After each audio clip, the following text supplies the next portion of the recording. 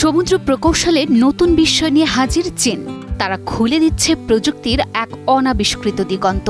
চীন এবার তৈরি করছে বিশ্বের প্রথম পুরোপুরি ভাসমান কৃত্রিম দ্বীপ।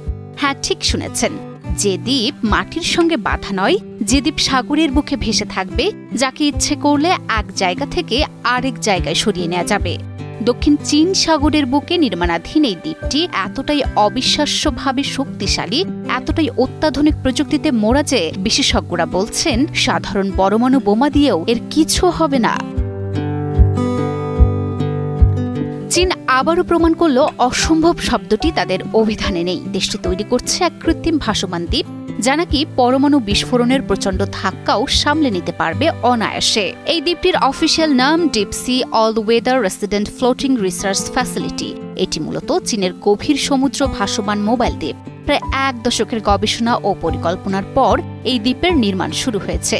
দ্বীপটির দৈর্ঘ্য হবে ১৩৮ মিটার এবং প্রস্থ ৮৫ মিটার, আর পানির ওপর প্রধান ডেক থাকবে ৪৫ মিটার উঁচুতে।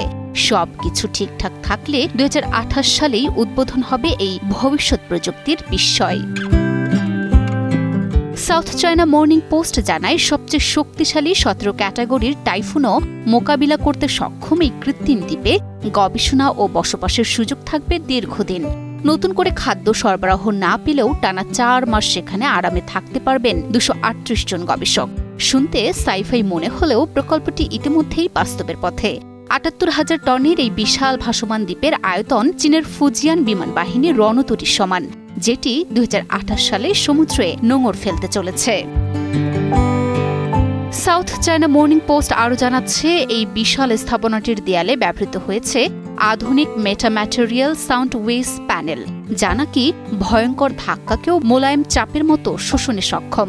হিরন আরও মিনারেল ওয়াটার মাত্র ৫০ পয়সায় প্রতি লিটার।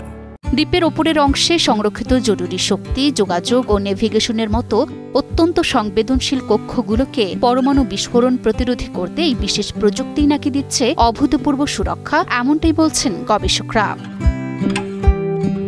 ভবিষ্যতের শহর গঠনের পথে এই দ্বীপ শুধু স্থাপত্যের মহাকাব্যই নয়, একে ঘিরে বদলে যেতে পারে বৈশ্বিক ভূ রাজনীতি থেকে শুরু করে সমুদ্র ব্যবস্থাপনার ধারণা পর্যন্ত।